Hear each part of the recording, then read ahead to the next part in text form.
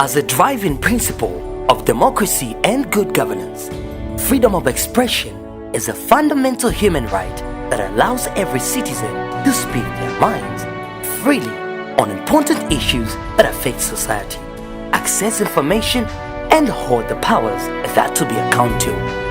But with that said, rights and freedom are not given on a silver platter. In order to instill any form of change, society should be reawakened to realize that the space is shrinking. During a public discussion on the impact of shrinking civic and democratic spaces in Zambia, organized by Action Aid Zambia with support from many other organizations, the emphasis was that citizens must overcome fear and struggle for their rights and freedom. This is how the discussion went. Thank you very much, Action Aid International Secretary General, the Director, SIDA for Africa, the Board Chairperson for Action Aid Zambia, should I say all protocol observed fellow human rights defenders. I should say I'm very grateful to be here, especially to see that people like Bishop John Mambo, whom we've been into this struggle for many years, early 90s, and that he has not really sold out up to this point. He has been very consistent, and I think it's very important that we should be able to recognize and encourage such voices and individuals who have been sacrificing for a long time. I may not restrict myself to what I've heard, but I think I want to appreciate Action Aid for galvanizing this kind of collaboration among civil society organizations, but also to the international community, whoever came up with this buzz theme of shrinking civic and political space. I think this is a reawakening theme that I think society at large may have gone to sleep. They have to be reawakened to realize that the space is shrinking. I think, said in a different way, civic and political space shrinking, someone should be saying, why are we sliding back into a de facto one-party state? Why are countries backsliding into de facto one-party state? What is going wrong? Has civil society gone to sleep after post-multi-party democracy in 1991 in Zambia? That they assumed they had gotten the democratic space, when in action, in fact, not. And that now we are realizing that actually we are losing the ground. We are getting back to the drawing board, that the democratic space is shrinking. Shrinking, and is characterized by escalating cost of living, deteriorating public service delivery, political repression, violence as individuals struggle for limited resources, rising socio-economic crimes, corruption, and many characteristics of a repressive one-party state. I think these are questions we should be looking at. How do we now assume that civic and political state? From a human rights perspective, rights and freedoms are not granted on a silver platter. You have to struggle for rights and freedoms. We should start having self-introspection and ask ourselves whether we have been stalking in fear around this democratic space, failing to enter it. I was encouraged to hear one message from Kamoto Theatre Group that we must overcome fear. I was very encouraged. If our forefathers were always questioning as to whether there's an ambulance nearby or a lawyer nearby, in order for them to struggle for freedom, we may not have had independence, at least earlier than we had. We would not have had multi-party democracy, that Zambia was going to be one of the first countries, a model in Africa, sub-Saharan Africa, to revert to multi-party democracy. If there was no unity of purpose amongst civil society organizations, there was a Law Association of Zambia, there was the church, there was the media through PAZA then, the National Farmers Union then, the Students' Union, women movement, who got united as a formidable force to bring about sustainable and widespread pressure to claim that civic and political space. It didn't come by accident or coming like manna from heaven. There was sacrifice. People arrested, jailed, beaten, but not, I've seen there are messages there. There's one message from Christabel Mango, which is rolling there, that let's not be selective, let's be inclusive in programming. There is power in numbers. It cannot be Pilato, Aurora arrested 5 and so forth. You cannot have a country where you can count human rights defenders on your fingers. It will be easier to suppress that struggle. You need big numbers so that the pressure for those who are occupying the civic and political space will feel the pressure and open up. But now they know that if Prime TV closes, there will be a press statement today. Tomorrow everything comes to normal. And almost everyone is forgetting that Prime TV is closed. If they decide to extend the ban, that will be the end. It will be history. Just to be one of the statistics of what had happened as a human rights record of Zambia. So really, I'm impressed with what recommendations are coming, that we need to get coordinated, organized, so that we are able to claim this civic and political space. It should not be a debate that the civic and political space is shrinking. It's how do we regain that civic and political space to link it to the challenges the country is facing. That governance, human rights has a direct bearing on the standard of living of the majority of the people. That poverty there's a linkage between poverty and good governance and respect for human rights.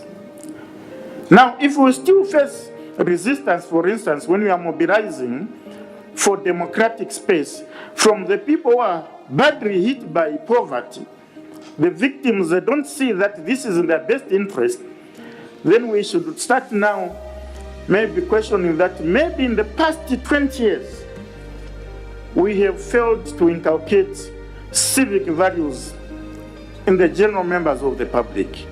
Okay, time up. We have failed to create critical mass. Thanks very much.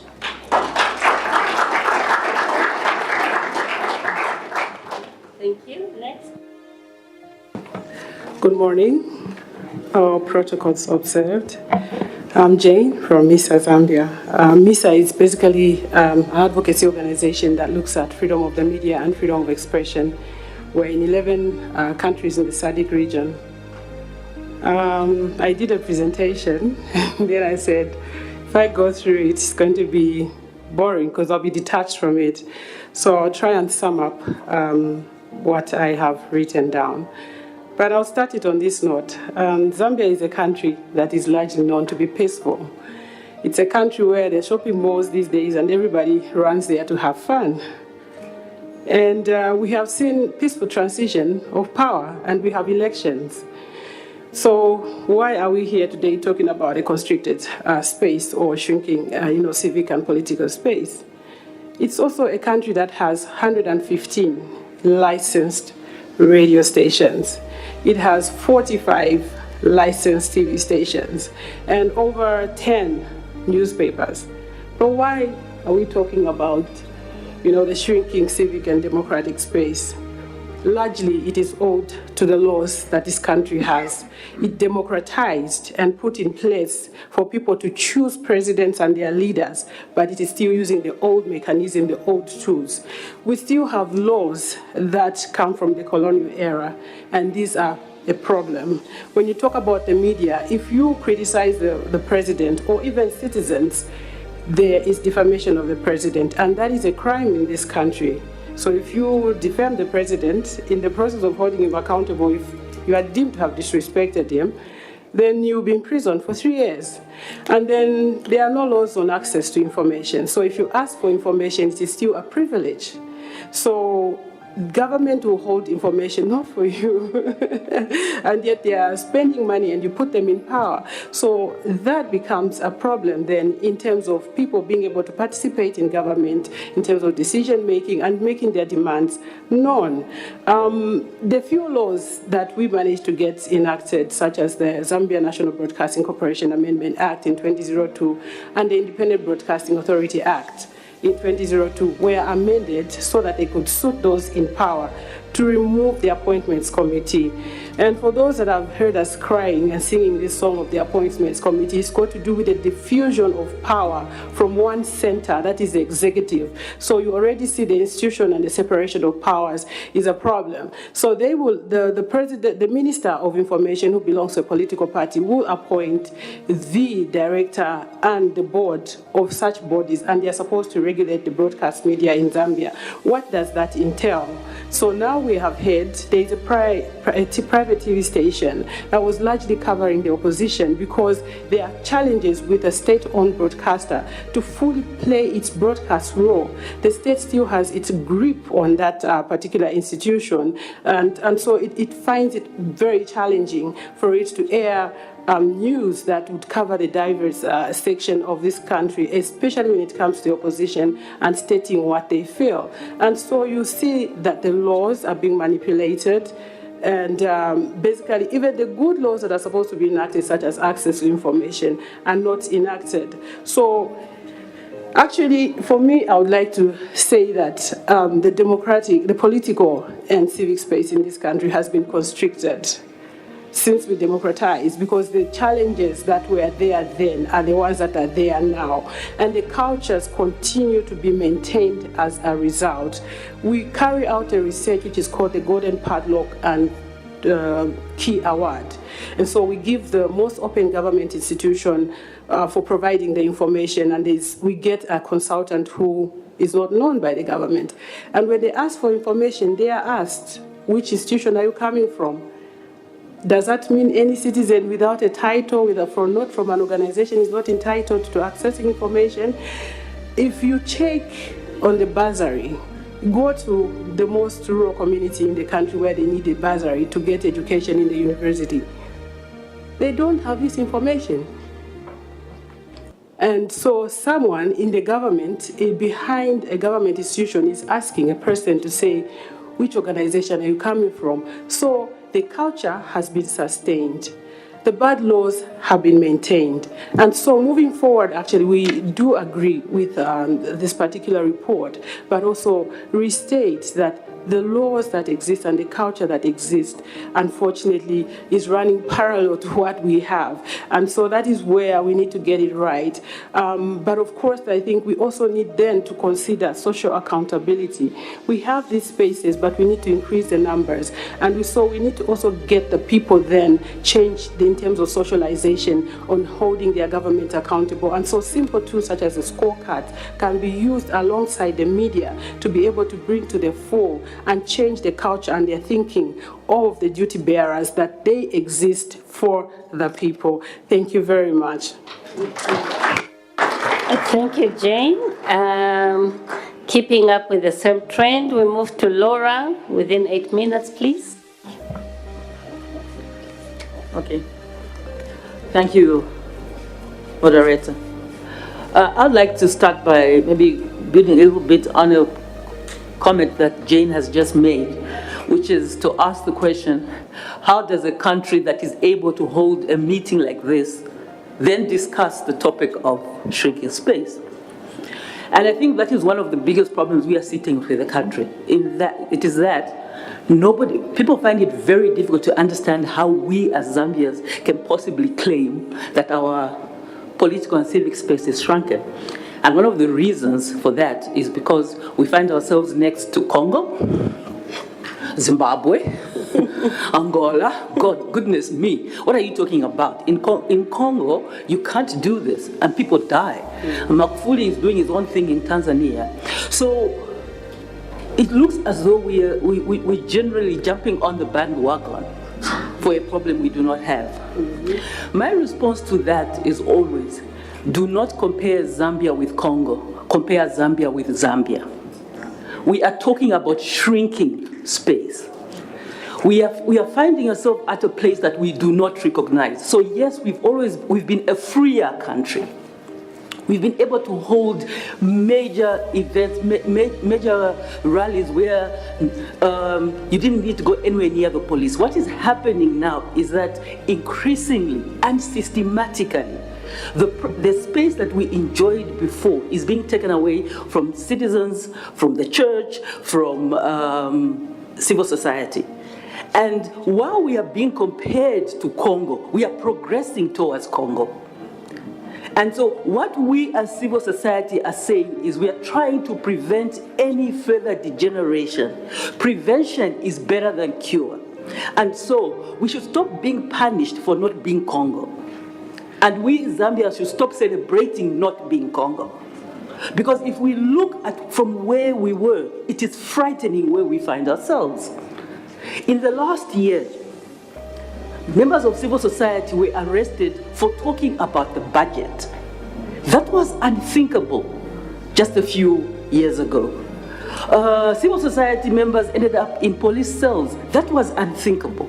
Radio stations are being closed as a hobby. That was unthinkable. But as these things happen, especially the international community, it continually thinks of us like, you guys are crybabies. There is nothing wrong with Zambia. So I think we as Zambians, first of all, should get really concerned at where we are finding ourselves, because no explosion, no disaster happens in one day. It is always a process. And Zambia is well and surely on that process to a space that we do not want ourselves to be. So, having said that, I'd like to say that shrinking space is really about authorities trying to prevent citizens from thinking, from speaking, from meeting. Why? The answer to that is that no authority will ever shrink the space, the civic space for citizens for the good of those citizens. Never. So it should be understood that wherever shrinking space is happening, it is because those in power are trying to prevent citizens from having something that is good for them. Space shrinks so that those in power can get away with excesses. It is never about us. That is why shrinking space must be resisted, because it is about a bully wanting to bully victims for his own good or for her own good. And in our circumstance, the reason why our space is shrinking is because we happen to have a government in place right now that wants to implement certain actions and policies that, again, we do not recognize as a country. So it is about Zambians not having full benefit of their resources. It is about those in power wanting to be corrupt at industrial level without anyone asking questions. Okay? So essentially, we are being told that let us do what we want. You keep quiet. Just keep sinking boreholes. We as civil society should be sinking boreholes and vaccinating babies and wearing t-shirts about breastfeeding. No problem. Okay? But as soon as we talk about corruption, as soon as we talk about the poor, as soon as we talk about the way The hunger in this country, I mean, this country is extremely hungry. We have water, we have good weather, we have pliable people, we have everything, and yet we are a hungry country. We are not supposed to talk about that. And that is what this shrinking space is about. So this report articulates what is being experienced in this country. In the last year, we lost Vespers. We've stopped talking about prime news, we've stopped talking about Vespers. There was a time in this country when a student could not die and then there would be silence afterwards. But because the country the government keeps us so busy, every single day there's a new issue to talk about. If we talk about Vespers, prime news comes along, then this comes along, then that comes along. So my last point is that the best thing about an event like this is seeing civil society come together. It is one of my greatest joys when we see civil society come together, because a civil society that's united in this country is unbeatable. And it is one of the reasons why government tries to keep us apart, tries to divide us. But every time civil society has come together, we've achieved something. So in order for us to prevent shrinking space, we have to come together. We have to come together and then lead that critical mass. None of us as individuals, there's not one person in this country that can bring the change that can be wrought by civil society coming together. So after this, I think let's just remember that we must find a way, no matter what happens, to work together to support each other's initiatives and ensure that we keep our elbows out and refuse for our space to shrink anymore. Thank you. Thank you very much. Meaning, if I have to rub shoulders with President Lungu, I must tell lies. The truth never comes out in us. What has been presented this morning is exactly what it's saying. We cannot gather. Freedom of movement is not there. Freedom of speech is not there. Some of you are afraid to go to prison for 9 months, and yet your brothers are there. So I think, I think and then the other thing is that competing.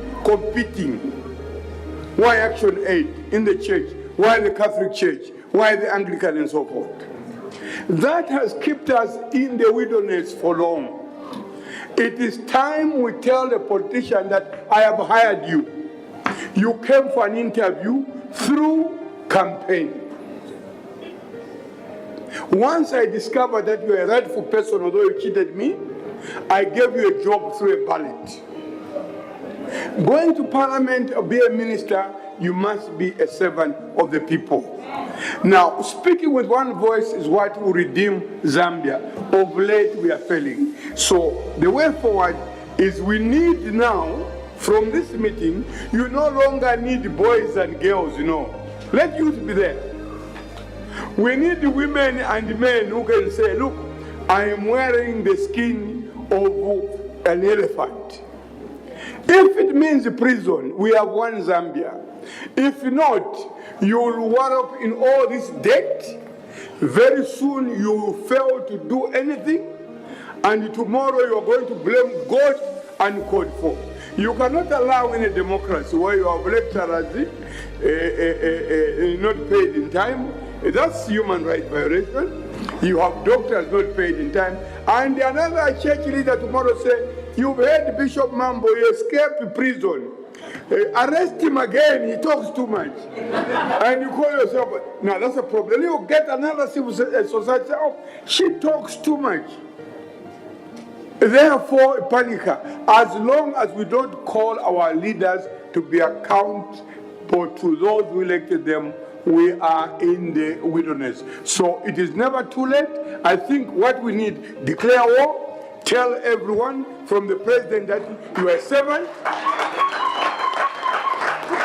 And let's not be afraid to say 1991, whoever starts, if you see a devil standing, let us go. We managed in 1991. Count was very strong. Yes. Can we fail with these ones? That is,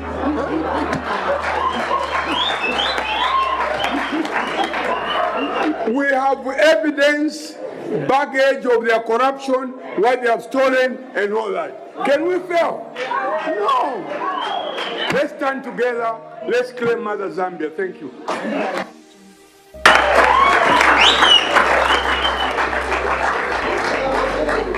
Thank you very much, Bishop Mambo. I can tell the house is getting fired up. Okay, so we all get ready to remove fear and intimidation. Yes. Munaenda kwa kuchimboka ila? Okay. All right, next, please. Thank you very much. My name's Thompson Luzendi. I'm the grassroots manager for Youth for Parliament. All protocols observed. Youth for Parliament is a social grassroots movement that works on increasing and enhancing the participation of young people and women in our politics and in governance. And as part of achieving its objectives, Youth for Parliament uses advocacy campaigns, outreach and community programs, mentorships for young politicians, capacity building, and leadership skills. I'm going to take the perspective of youths and women when we look at the continued trend of shrinking space, especially here in Zambia. The report which was presented here by Mr. McDonald Chipenzi, where the figures were brought out, the statistics of the involvement, of the participation in terms of numbers of young people and women, I think the numbers which were seen there in that report leaves much to be desired. Our country, Zambia, is a country which is projected that by 2021 we will have about 73% of eligible voters being young people and women. And yet when you look at the participation in terms of representation in politics, you find that we only have 9% of women participating, 91% being men. And in those numbers, you only have less than 2% being young people. And when you look at the spaces which have been created for young people to engage in these processes, you find that young people have been reduced to being used as tools of violence. They have been reduced to being tools of vuvuzelas, to just go, make noise, drink beer, and do all sorts of things. But this is not the kind of representation that we need from a young democracy such as Zambia. So Youth for Parliament was formed as a response to the continued shrinking of democratic spaces in politics for young people and women. As a way of countering these ills which are happening now, I think what we need to see in this era and at this stage where we are now as a country, we need to see more of collaborative works between civil society organizations. We need to see more partnerships happening. I always tell my colleagues and my friends, and I always say this at each and every platform where I address, that social movements play a key role when it comes to addressing some of these ills. Because the way civil societies are and the way they are structured, it's very easy for the powers that be to target civil societies, to target people who are in these spaces. It's very easy, and we have seen this.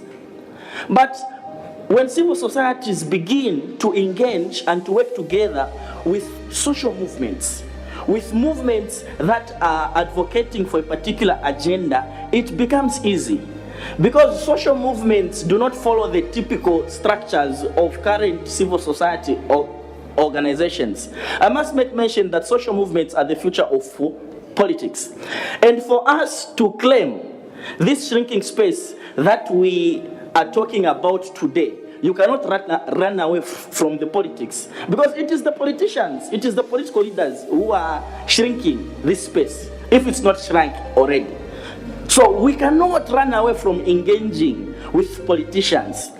And some of the ways, I think we need to see more of our civil societies engaging in partnerships with members of parliaments, with councillors, to come up with ways and means in which these spaces, the safe spaces which we have remaining, can be safeguarded. Because if we continue and we say we are just going to continue to advocate without bringing on board active players who can bring about meaningful change, if it means changing the laws, especially here in Zambia where we have colonial laws, penal code in the 1930s, Public Order Act, colonial laws, which are still governing us here today. The people who can bring about change and bring about amendments of the tools which the current regime is using to oppress and to suppress us, it is the politicians. Therefore, as Youth for Parliament, we engage in mentorships of young politicians. Because if we do not change the mindset and the culture of young women and men in this country today, then 20 years from now, we'll still come back and say shrinking space, shrinking space, shrinking space. Maybe by that time, the space would have probably been nowhere anymore.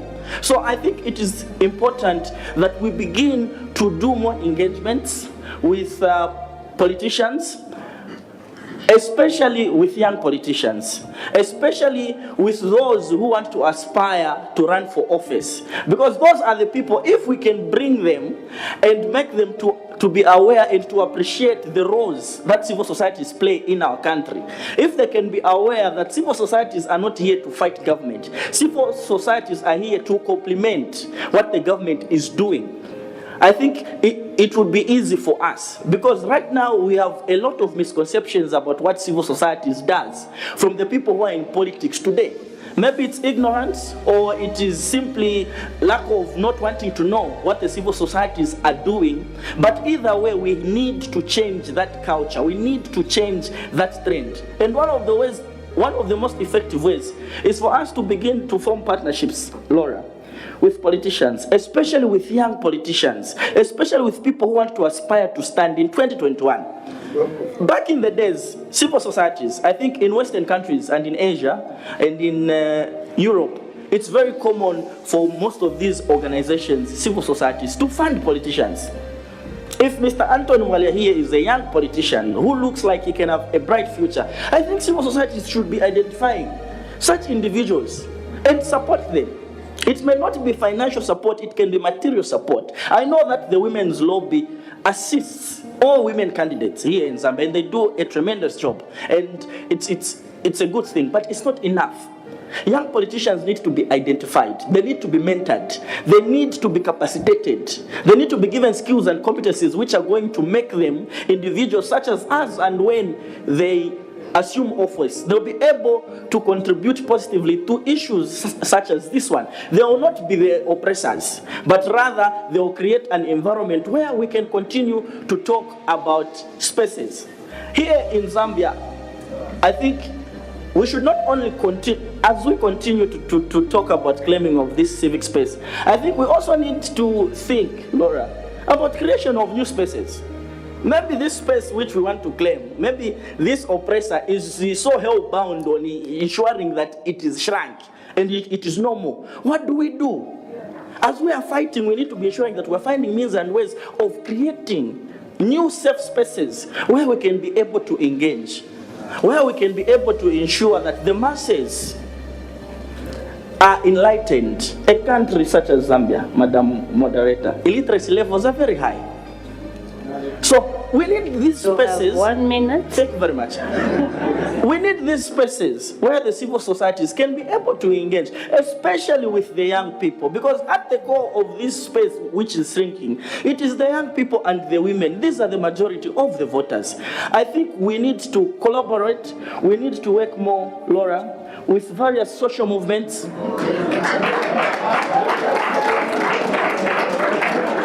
Thank you very much. As I conclude, if you may allow me. I must be a victim. In January, during the week of action, under Fight Inequality Alliance Zambia, with Comrade Pilato there, we were in Shangombo, where we went to engage with the people in Shangombo to go and highlight the inequalities which are happening there in terms of health, education, and we were passed upon. Some of our friends were even put under house arrest. This is the space that we are operating in. And I would like to say in conclusion that Action Aid Zambia has continued to do a very tremendous job. They have continued to support the various civil society organizations, the various human rights defenders in this country, and I think for that, on behalf of many others who are here with me, I think we are so thankful for the work that Action Aid Zambia has continued to do. I think without them, it would make our already hard work, which we are doing, even more difficult. With those few words, I thank you very much.